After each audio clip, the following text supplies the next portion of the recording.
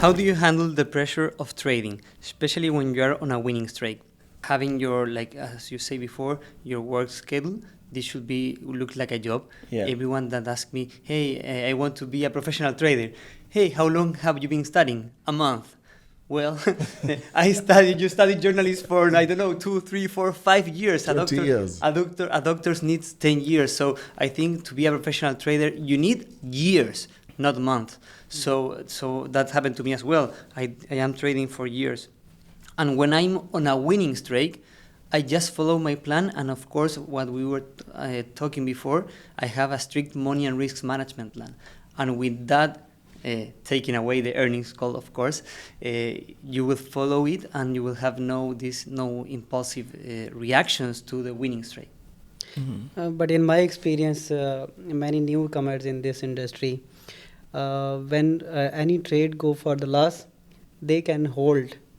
But if trades will in profit, it's difficult to hold that one. Profit is more difficult to loss trade hold. What I do in those cases, sometimes if I want to continue winning, I just use sometimes trailing stop. So I keep, even manually or automatically, I actually love trailing stop. So I keep following the price once, or up or down, depends on the position, of course. And that's the best strategy to calm you and to say, have every money you can have with the position if you have a more powerful tendency. So between trailing stop and then putting stop loss at break even, which one would you go for? Normally I think you do understand the difference. With trailing stop, you're chasing price. Of course. And then with stop loss at break even, you just put in just above the entry price.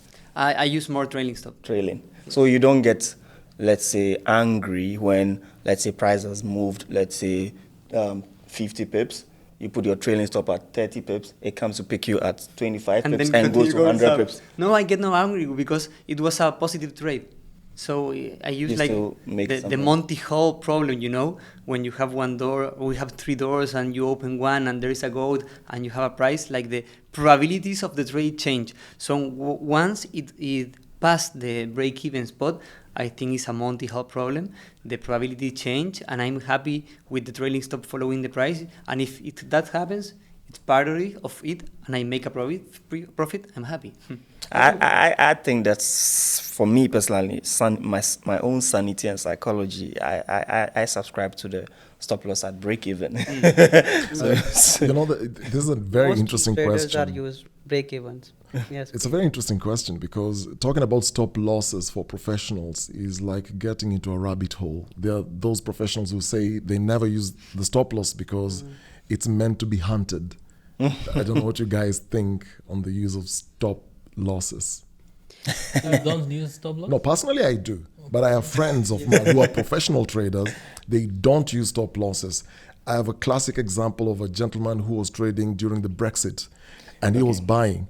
And I'm watching the news, I'm watching Parliament, the conversation, and I'm telling him, this thing is still going down, man. And his idea is to continue adding trades. You're in a loss, but you're still adding trades in the hope that if the market turns, then it goes collecting all the profits. So that those who argue, there's no point of using a stop loss. So what I know with that is there are some that have what they call imaginary stop loss.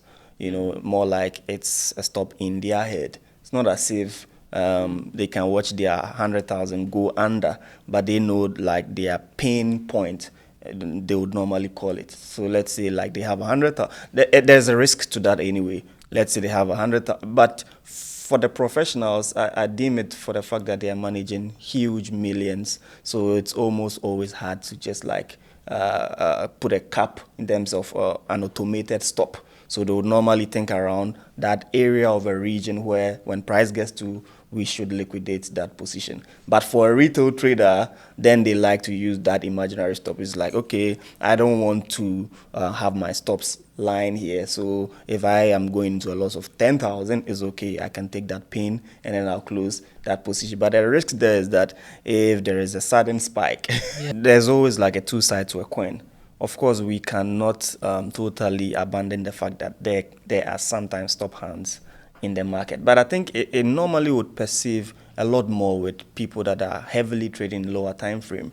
1 minute, 5 minutes, 15 minutes. You tend to see that this market is coming towards this zone and it will automatically like reverse like that. And then sometimes it can be a little bit more deeper than where your stops would want to be. And then from what I know, of course, like being that we're trading on electronic platforms, market makers, the industry players, when there's like a bunch of stop line under a particular range is visible, and then it's easy for people to drive the market all the way down there, pick it up, and then come up. But it's not totally an excuse to say, because of this, I don't want to set a stop loss. But you find a balanced ground between the two, and then you survive. And I think it also goes into how you manage your own emotions.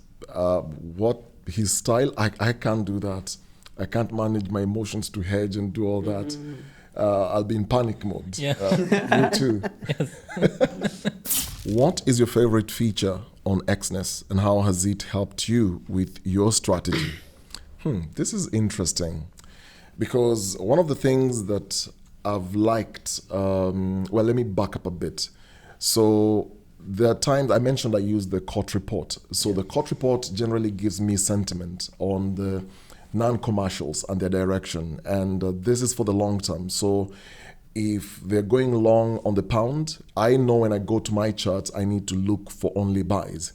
So now here's another contrarian view. So the contrarian view is I go against the herd, and that's one of my strategies. Sometimes when majority are selling, I want to pick a buy, and this is at the tons. So what the Exness terminal has helped me do, at the right side, you'll always see sentiment. So you'll always see on the terminal how many people are buying and how many people are selling. So quickly what I will do, rather than deploying an indicator, a third-party indicator, is just right on that terminal, I can look at what are the majority doing. So if the majority are buying, and you clearly see the percentage there and the number there. How many so yeah, I'll see how many clients are actually buying and how many are selling. So if I deploy a contrarian perspective into my strategy for that day, I will look at, all right, so 76% are saying they're buying. Okay, I'm going to time for a sell. So that's one really great feature that I've seen on the Exness terminal, because it's live. You see it as you're trading and it keeps changing after every hour. So when I look at it, I know how I go about my timing. So that's one of the things that I like about it. So what I enjoy with the platform is the fact that it mimics the paid platforms that we have out there. Nonetheless, we have this coming to us for free. You can do like that replay button and stuff. And then the other one is also the close all trades. Oh yes, Close all trades. that feature is one of the best as well. Close all trades. Rather than clicking on one and the price is fluctuating, so you close everything all at once. It's a really great feature on the terminal. And one more feature, the stop loss and take profit with the amount you can. Yes. You can choose to risk in amount, or you can choose risk in pips. In pips and then in percentage. I think so. This feature will only available in the Exness terminal. Yeah, it's interesting. Okay. Other feature I like about the Exness platform is they have different accounts that suits you better, the style of trader you have. Having tried so many different other, brokers, one of the things that you want is that human feel and human touch, and talking to another human who understands you. You may think you have a stupid question to ask, but there's somebody on the other end who's patient enough to take you through a process to make you understand exactly what you need to do. So I think at the support level, they've really upped their game. If not the best, one of the best, Very best. In my opinion. Which instrument would you trade for the rest of your life? I don't like to focus on one instrument, but if I would choose one, I would choose Euro Dollar, because it has the most movements, and I always find my strategy working on it the best. So I will choose it. And what about you guys? Yeah, generally I think that statistics-wise, Euro Dollar is the most traded pair in the world. So, I mean, I confer with you if you want to be like the one you would not give up on. If I'm not going to change it, I have to focus. If it comes to me, I think it's the pound. I don't know, I just like trading the pound pairs. So if there are times is it because of the peak value? I think it's more of the routine. It has a routine according to my strategy that I'm so used to. So I can have like a very good night's sleep, wake up very early in the morning, and then sit by the chart, and I know that I'm going to get a pound go in one direction if I'm able to hit that direction. So of course, it's a probability game we're playing here, but knowing that one way or the other, that direction is going to happen within that set of time frame where I'm awake, then I want to be seated and use my logic and perspective to take that direction, and I'm just good. Like I always wake up in a solid expectation that the pound is going to go either north or south. I don't know if you get what I mean. Yeah. So it's like my job is pretty simple: get the right direction and go with the flow. I used gold mostly. Mostly traders in the world are used gold for volatility, I think so. And gold is a best pair for me. I own. Would you choose it for lifetime? Yes, Of course. I do trading only gold and not use any other pairs. Oh wow, really? Hmm. That means that you have a very let's say solid risk appetite. Because for people that trade gold, sometimes they can be tempted with their risk management, because you're seeing that you put, let's say, 0.2 and it is already making you $500. You're thinking, why not put two lots? Yes, gold is Yeah. a very risky pair, but on the other hand, this is the most profitable pairs also. Well, gold is very profitable, but I mean, it requires emotional resilience to trade it, because the fear and the greed factor around trading gold Yeah, yeah. Yes, most is important. wild. But for lifetime, I think I will go with Tesla, assuming we have Tesla stock for a lifetime. Wow. Because first, I think it will be the most valuable stock in the world, and second is the stock that I know the most. Like I study like every day what Elon Musk is doing and what Tesla company is doing. So it will be Tesla because it's the company I know the most. Wow, interesting. Yes. And he's always tweeting. Always. As a pro trader, you trade many brokers. Why Exness?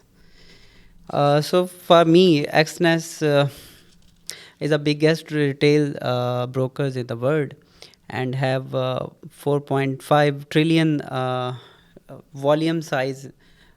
This is a major volume, and biggest brokers in the world, I think so, have many options to best trades and for the best all the communities in trading. Oh, wow. So what do you think And they also have 24/7 support in more than 14 languages. So it's amazing how they can help you any problem you have. Yes, sport team is also good in Exness. Already discussed about that. Any other what you think, Kojo? For me, most of my customers from MENA region always ask about swapping, or always ask about Islamic accounts which has no swap. So when I was searching about other brokers, some accounts have swaps, some others not. But in Exness, in MENA region, I didn't find any account have any swap. So that was the best for MENA region customers here. Interesting. Yeah. Well, with me, it comes to some aspect of decision that plays a major role in every trader's, personal account, which is like the negative balance protection. And we earlier discussed with certain traders trading without stop loss, and then we all understood that the market moves randomly. So you cannot necessarily determine that how deep a spike is going to be, But you see, when you put money in your trading account, let's say $1,000, and you're trading, right? You are only responsible for the $1,000, but in essence, you can take a position which can run huge loss than $1,000. So with some brokers, you can run at a loss, and then you now find in your trading account that you're owing negative 200 or negative 300. And then what happens is that if you deposit, you're paying for a loss that you made in a previous trade. Yeah. But what negative balance protection does is that it's a technology that you only lose exactly how much you put in. It cannot in any instance go further than your initial capital. That's So worst case it's scenario. customized? Yes. Okay. Yes. So that's just how it works. Yeah. Yeah. And the other thing in my country is regulation. Exness is regulated in my country. And the reason why it's important to have regulation is at least you have a go-to institution or person and say, okay, this person is regulated, they're certified, they're listed, they're legally, allowed to operate within a region or within a country.